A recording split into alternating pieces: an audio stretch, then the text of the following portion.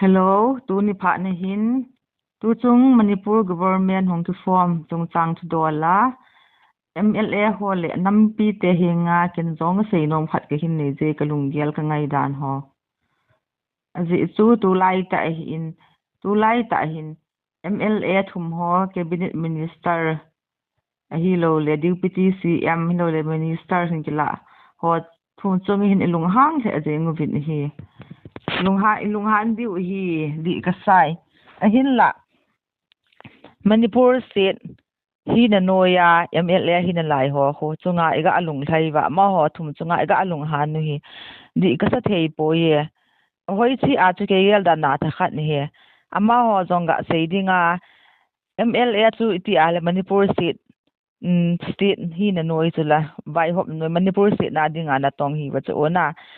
hi chorong chu hai nom lo wa hi le ama horong chu thakhat chen ka gele e hon bol da nu pi e Deuputy CM ham hi lo le minister ham aga la man wa chu lung han jeng hi ke gel da nen wang di ka sapo ye pa ka sei nom hi in atinga le thu ki za dan to ba hi le minister panmundeya Deuputy CM panmundeya tinga hil achan zo lo mana nam ngai lu ki sata holim nong ometi hong ka mo sau sawin na ka heta pon na chu ho ka awang chu ka agyal dam chu hi le e ho hin minister tu te ni ham lo Deuputy CM no ham bo chu nam zo do a agyal win nam ngai lu wa agyal win adang ho chu ngai lu a agyal hin na Manipur State thunei na noya na tong MLA dang ho chu nam ngai lu a ege luvin holim dan nu hi nam ngai lu ta ata hi uwa hele ma MLA dang ho rong chu ki resign hen hai na le kha pe hen ka ti ye ti hen lang hele ken ama ho rong chu nam ngai lu a Manipur government thunei noya nom lu ba chu kila thei ding he ta ka gel dan na chu na avon chawin ke to ta in haina le kha pe le ke gel da na chu national news samilol international news so hama hung thang ring bi ta ina to abon neu cha rally nei mai ho news gam tina than thia hele atien le government nong lung hung gelin te I ma ho bang hin ke ga gel da na chu SA separate administration ha dei mo hin ti ML ho jong hi Manipur vai hop no yam nom lo mo nga chnei no ya na to nom lo mo he ti gel ho win te ta ke ngai dan ka se hi na kaga gel da na hele piniam cha jong cha tam to itho win gam tin to itho win ilung hang le ajing win kaga gel ki na hele ke hin tia to khom pi ho jong la hai nom de lewo Manipur State thunei no ya kun ta la ki resign nom de lewo ti tho hi a hele ka tu nga la le min Deuputy CM a fen tho le ka tu do chu phachom zo lo dham min e fen tho le ti a ngel hin ti aji chu ka ga gel la le ma ga gel dinga ta ai ukyang ni hono I cho jengo ukyang ne te ta hong ki do le hen ama pu lang kang pu pilang alel pen di hu hin ji a chu ke ga gel dan ti tho hi le ama ga gel dan na chu ti ai uma hi le e separate administration nang mu dong ta asan lo hi tan tin na sulema lam ka langa tom z versus ke ta banga hong len do legal tip lo la ya min ke to mo no hin het ki le ate nga hele ke ga gel dan na cho so ho nong Manipur integrity ke lo nya so ina kai tan ite bang sei thep hen lang hi rong le so ki kai sa chu nung la do ki thei lwa ka gel he ken ja min cha hi na kai kha ja cha bol te ding ti de bang ya min so e kai sa ji a ka gel hin na mu lo ding tho hi ama ho lung zo he ki hol hen lang I gal ni ko sanga khat te ho zo pha cha ki do hen lang pan ki gon tup la ti zong he gel hi ding zong ka ta asanin na ka sei khel wa hi le ma no e ko cho yung ta min hung kai do te ding ta asan o min na ji a cho e ga agela hi le thil lung gel ne yang thil abol hin te tiang ka gelin na ke ne I ho hin mo lung han win te ta mo thil gel to lo win ta mo win na tho ka gela hi a hi le I thil bol dan hi ti dham di ka sa po na tai tam sit nom la nei tam sit win lang no bla ka chunga hong lung hang ta win kho ka sa po ya adi che na bang chu ise ya hi le MLA dang ho rong koi macha ki wa thim ka chan po ya thing pa na sei dinga Manipur State vai hop no ya na to anom tho le mi tha ma pai pan mi tha mai mya pan sang alin lang tu chu thurong ki nei jep di hin government no center rong ipan mun zala thurong la jep din ki rang ka de ju es to ka sei ha ya chu Manipur government chu ka de ta poi nom ta poi ti mo le vai hop no zan abon sa bin design ki bol hen lang hai leo thu hung sang de chu ka de he in ke bang mi thu mo yong chu na yal bangwin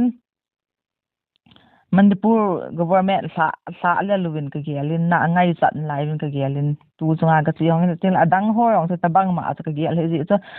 ama ho Manipur State dinga na tong chu MLA ho chu a cha hai num lo wal ma hong chu thakhat chen hi wi tu alam ka ya pangmun ho ta ma ho chu koi ma cha chu ga sei phat tum de nam ngai lu tu ma ga sei ding hi lo le nam zo do ta ma ga agel du umpo MLA ho se thakhat na ka gel he ke bang abon cha wa thakhat na ka gel he ngon de gel du ham ka hepon ate nga hele kalung gel hot ni ki bangin ku ki tunnel nei pa hi sopi pa ti da uti da mal som bai te ma yong hen sei ki din ke sei bang chen se ama chu sei yong hi anangai te ni gel ram chai na chan di na sa lo ka men na ke to uti ke bang chu di mo sa win lang nei tam sne nu win lang nei ho se de du jong le chun kho ka support di ka sei ha iti Manipur State na dinga na tong so ke hi ba pan man le tu mana chu mi thum ham chun ma ho chung le la ki tulung ha na gam tin ki bola adang ho nam ngai lu ati sei thei dham abon cha wa Manipur government thalel hi be Manipur government sunei no na tong nom so ke hi ki bang so ke hi be ta skin kala hi o nei tam se la nei ho si lang gam tin se yong le chun ken kho ka sa poi thu di ka se ke hi tam lang langa kai ko ka hi poi thu ding hen lang ho sil zum la za to di yong la di pa bo che support di hlom cha yong la chu ka sei no me che kan vai la nom no tu in ke lung gel bang che na gel tu bar min thang ta news langa ku kristel nei pa mal som bai te chu se yong na ngai ke ma ong ke gel bang gel he ma yong hen an ngai chai pi te ma chu se yong tong di ka sa he ma chu se yong over inampi zolhep hi thiem hoi chu tu chunga pu paulen lal ko oimo na zong ai di point amin ga ki pha hen nangile a thu sei chu hoi chu na thu sei chu hoi chu ke hon written assurance ni pi wa hi le ka zaw lo di ti chu lung thu meeting a na sei zo ta chula hi chu ATM khana written ta hi le iga che wa iga present diu chu a hi wanga hi chu i ma sa am poi ti hen sa a kuki MLA ho zo si hichi BJP center in a kona chu ana chewa eta chu meeting ane yu chu a hi wanga chu seniority a hin vet no wa hi le chun p name cha chu senior khat an hi ta chu ana hi ze a chu deputy a hin tu sa chu adang hor atu sa ta lo chu a hi le adang ho jong hi eng se lo eng se ma hi ve ama ho jong i chan ham khana eng sit na ne ve ama ho jong i chan ham khana deputy chu hi no mo hi a hin la hi lo phat no wa tu a za sai thu a hin MLA ho zo si tu hin kanam ka gama dinga ka ding det no vik a hi lo la ka gam kana ma dinga phateta apan la ka hi vetil pan la ho si resign ke bolvin ki he chen tan te huti la wa hi le chun tu ni chan ge ya e hon MLA ki ka azong divide and rule policy he theme lo wa apan mun api ho idem wa apan mun chang lo wa support bol ho chu ipa chat kit pau zong hi di lo hi MLA ho zo se ki resign hen hi chi to ka a chu na khat zong hi pa chat ding MLA khat cha zong om poi ti hi tu nia ki sei do no ma hi a hin la tu nia mi pi tampin hi ta chu igam inam ngai lo na zala rally hung na chung changa KZC in zong ki pa thu a hin phong ovi ti hi mo a hi aban kit na hi KCA in thupon a hin bolin hi chi KCA in thupon a bol cha hi le Cookie Chief Association Chochanpur in mipi head dinga thupon ahung kinai in hi tu chung rally le shutdown ke ball hi akila do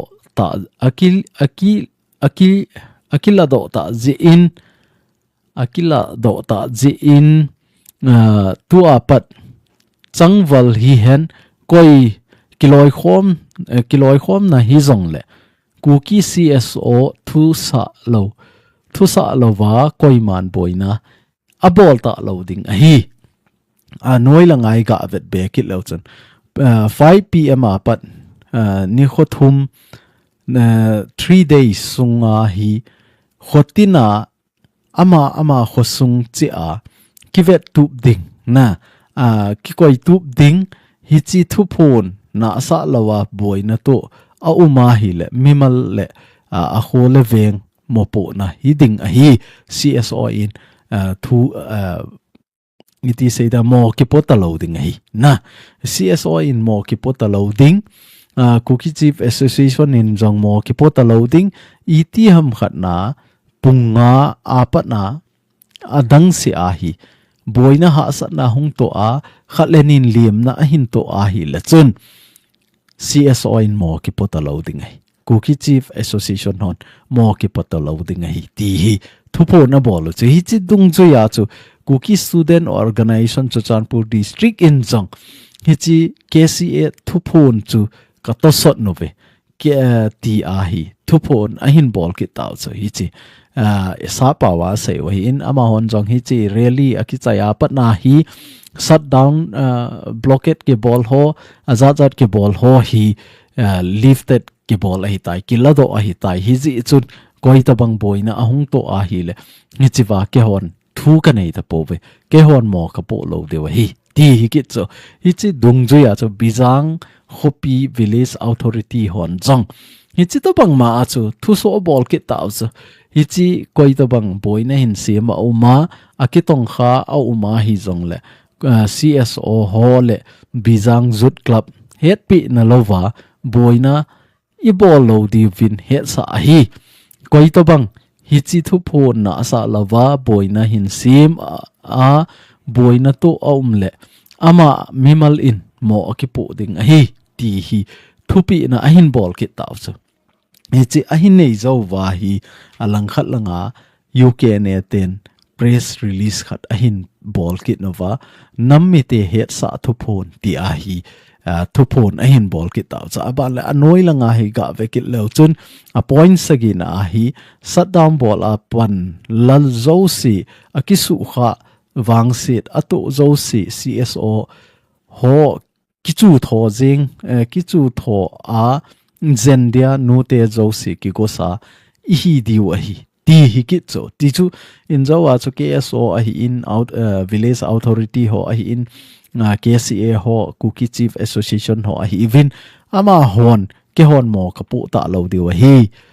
hi chi ban ke bol ho shut down ke bol ho kilado a hi tai ti a nga sei so a hi wanga hi chi UK ne te thu sei hi ga velo chun tu ni chan ge ya KZ sin boycott a phun khum dung juya chu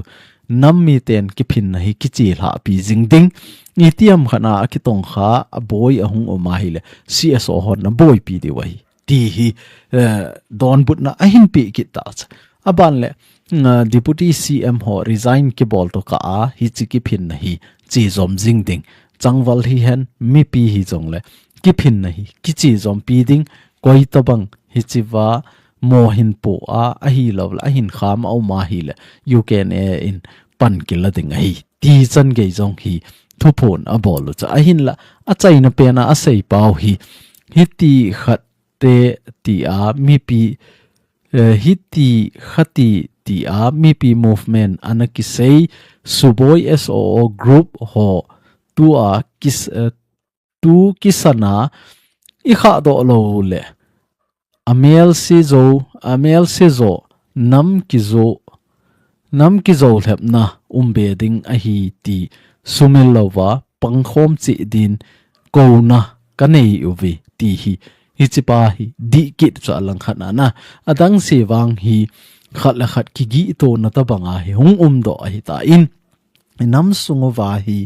mấy tây ten plan a hin bol và central government in plan za chom a hin bol lai e ho ki ka azong hi ki tu mona hung ki go ta sa ma sa chong chu mo di wa hi in koi to bang hi chi that au mai le lak som ni hi chi that le lak som tia ki so ho zong ana uma tu a zong hi chi wa hi cs on mo ki pot loading hi ti ding igam ina ma dinga pan la a igam ina ma dinga po na na nei ho cs on ki veta loading hi ti na hi cho ni chu a hi le chun ipiham a boy chu in zo lang le a chaina lang le neu cha hil chet na hin bol now hitin aban kit na hi zomi council hon thu so bol kit taw so thu so bol na wa hi amona seu chu zomi area a koi machan personal life a hi lo la property asu se the lo ding hi hi chi to bang bol om ma hi la kuki zomi council in ki vet pi ding hi ki mai to pi ding hi ti ho chan ge hi a se yo hi so hi chi to bang a hi in kei area nang area ti hi masanga pa na ki se hi hi chi sumang hi ti hi chi su umang to ka wa hi I ha lo di wa hi I ma sa I lo hing lo di wa hi tia na ki se hi in hi chi wa chu pan in lawin UTV in se movin UTV ung ki se ma chu nang zomi nang mar nang kuki nang tha do nang vai phei ti lo ba ana pang khom ba pan ana la ole hi chi wa chu inam sunga samsaw ho hi an ki chaki na ba hi chi jong an su hai kit nois nale ain su hai kit wa hin tu ni san ge a hi ga velo chon zo mi ten zo tu a hi area bol su tu ni a ki phin ho jong chu mu di wa hin ku ki cha te ku ki support si kuki ka hi ti si sen really bol vaile aning lang khana dukan phate ta na ki honga hi wanga koima achoding lo so nale hi chi ho ta bang chu hi bo so e ho nam sung hi ni chi chun I nam sung wa I din khom angai I gen thei I ha sat lai wa anna ding ho a hi lo le hi chi jiribam langa ki that ho loi bang chu na velo chun hi chi lai a chu zomi nang ku ki ti lo ai hi ji chun a hi the ai le hi chi nang area ke area ti pai I pai mango angai aban ki na hi mi tampin I oimo a hi lo vai le mi tampin tu ni a hi KNF4 vai hop na a hi ji in CSO hon thu anei poi alang khana di a hin la tu ni chan ge ya ko tu vai hop na no ya ki phin na nei hi cycle ho ti lo vai kam po pi district sunga hi ki phin na umbe lo wai na mun te na hi thip cha na umai a hin la ma wain apo na lo ham te la apo na wai tu ni a jong chu ko tu hon meeting ana bol wa hi chi meeting anei zo wa jong ki ko tu lam kai ho to phatata ki ho na ana ki nei hi in a hin la mi pi masanga itiam khana social media hung do a thu ga saiding pa chu no mo sa wa hi chi press statement hi a hin lau a hi in ti chu mi pi head dinga ko tu in tu nia kampo pi district sunga CSO hi hen tribe in pi hen hausa hen holam kai hen a cheng jo si hi chi ki ho na ki loi khom na zo si lam kai zo se na ko khom wa kampo pi district sunga command ball ho tilehen ama ho hi kampo pi district sunga hi nam se peilang hi hen CSO lang hi zong le ama ho hin khatna ki vai ho mo wa hi ta chu a ki vai hop na wa jong hi unified command ho jong a koi o hin hi chi unified command ho jaw na chu ki ho na na nei wa hi china a hi ama hon point thum a hin hla do win hi chu jong hi inamu so ke ta deu ka ta sanin ama hon aseina wa chu Southern Hills Kampo Pi district kuki zo nam mi pi meitei gal hong ki pata pat tu ni chan ge ya kilung khat ta a separate administration movement ki to sot jing to hlonin nam pi lung tup mol so a hi to ka a ipi din mon hi zong le popular government zong le lung hlalowa kilung khat ta a movement ki chi pi jing ding a hi ti hi ama ho thulu na hi ki chu point khat na chana popular government chu mei te hon anop mole ki sim ta wente anop mole ki sim do ta ta hen a hin la ku ki cha te Southern Hills Kampo Pi district sunga hon wang ka movement pau ka tha po vi separate administration movement pa hi kadin det pizing of ti hi appoint khat na se cha point ni na cha hi le a chi sa ni sim som thum December 2025 ni ho a ko tu makai na a district sung a kiloi hom na zo si kilung to ta a Manipur Popular Government kisim na a kuki zo 10 MLA ho pangthei loading a kilol na anakin nei written a anakinop to na le kilol na KZC koma anakipi chu avelin reform na avelin dindet na tiding ha akibol kitnin makho a hichi chungchang hi lungthuthum UPF KNO MLA KZC ho mopo na ahi tin kiphat sa na akinei jin ahi ti hi appoint ni na aseu chu hichi hi ko tu makai na noya date 30 December 2025 ma anaki ho na dungzui wa chu hi cho jong hi anaki so sa hi ta in avialin hin ta do pong katin I he no mo ba hi le ichiwa amahon press statement anabol press release anabol pa cha anong vet jing ho hitin hichiwa ko tu thulu na dungzui a chu tu ni chan ke a ke ho kading det jing na livin hi chi chu ka pom jing na livin tu ni a hi popular government ki sim do anlang ki sim do hi hanlang hi zong la ke hon ka din pi diu a hi in chule ke hon ka ki lol naw le khabua kaji lut sau chu tu ni a jong hi ka din det pi jing ove a hin la hi chi thu chung changa hi lung thu thum ho anakingan se a hin tu a jong hi ama ho kingan se jing a hi ti pa hi a hin phon do janale hi chewa a se u chal hi lung thu thum ho UPF KNO ho mopo na a hi tin ki phat sa na akinei ji ti a hin a hi le tu chung I boy na pau hi koisu mo ham ti ai le chun UPF KNO MLA KZC ho mit mo ji a hi ti pa hi a phon do hi tu chunga ga het be thading in neu cha ga sei be lo han KNO UPF KZC lung thu thum ho chu Guwahati a ki ho na zong anei wa written assurance center government hian state government hi zong le AP lo wa hi le kuki MLA ho popular government form na ki zaw lo ding hi tia ama ho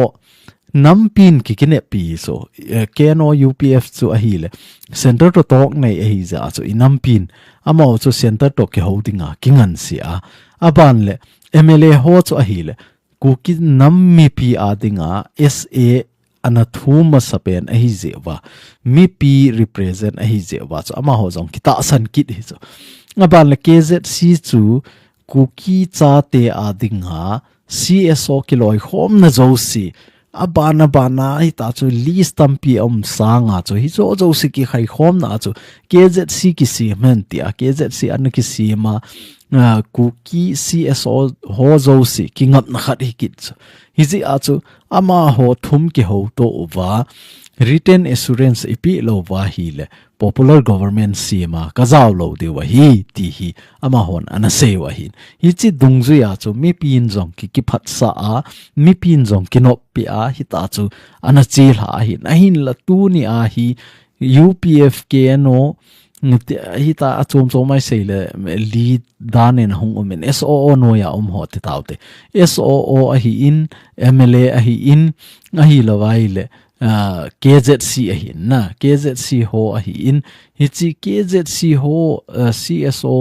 leader a hi tawen ama ho thum kingan si na pa chu tu chunga MLA hon SOO ho donglo MLA hon KZC donglo ba ama ho hin ita chu popular government chu azoin ta azoin wa Deuputy hin kila wa minister ni hung ki so kit no wa ita chu MLA hon gu thim cha a SOO ho a hi lo le KZC het pi lo ba decision a hin la ta so a hin la wa hi le hi chi wa chu KZC ho hung lung hang kit na SOO ho het sa ta lo wa abana chu MLA ho chunga social boycott ahin ball pai kit tap sa ahin ball vai le chut e ho hi lung thu iti wang wa hi iki lung to po ve akiza to po ve a decision la au jong khat ke he to lo wa pang ahiuve hi ji chun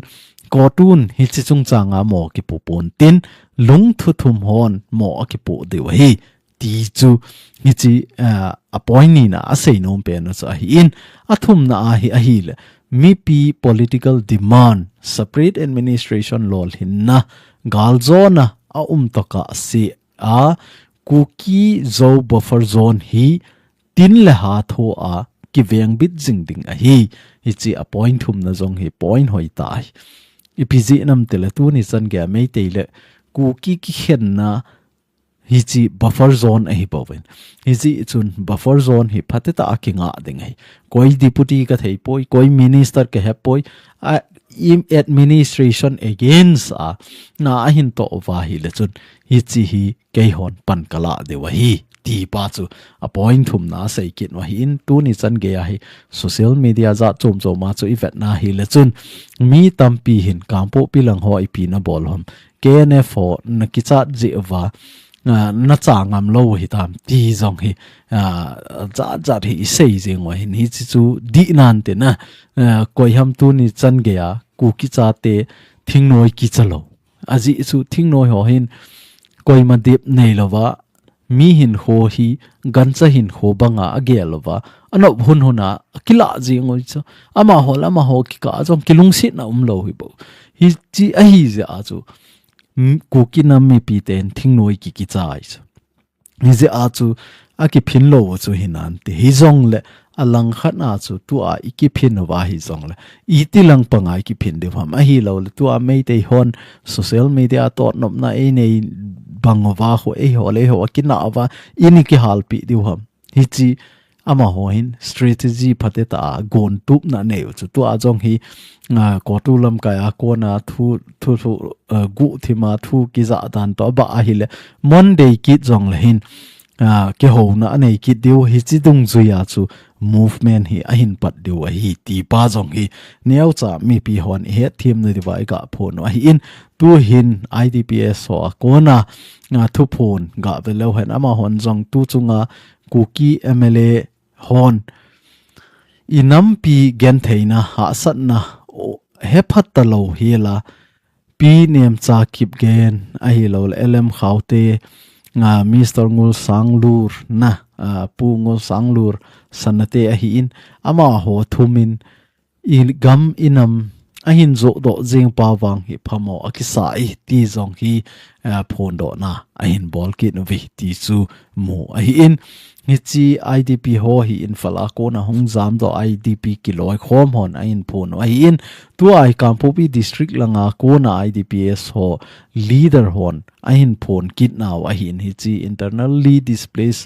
welfare committee akitivin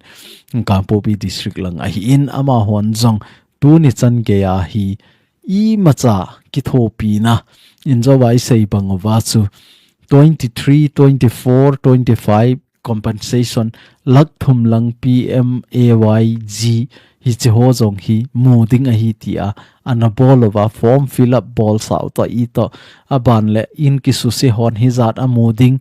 na form hin fill up mo vin lang a thi ho chon hi zat a moding ti a jong hi anaki gong a hi in a hin la hi che ho hi 2023 hi han 24 and 25 I jong le hi chi kum thum sunga cheng khat jong ki mukit nai lo hi ti a hi a thiemo chan na ho memorandum ho jong ana pelu novin chule a dei lo na ho hi kampo pdc a jong hi the lekha na pelu noviti ho jong hi mu a hin masanga patna ka sei ta in mei te ho hi a thi wa hi le gang ta compensation ho amu pe pe yu a hi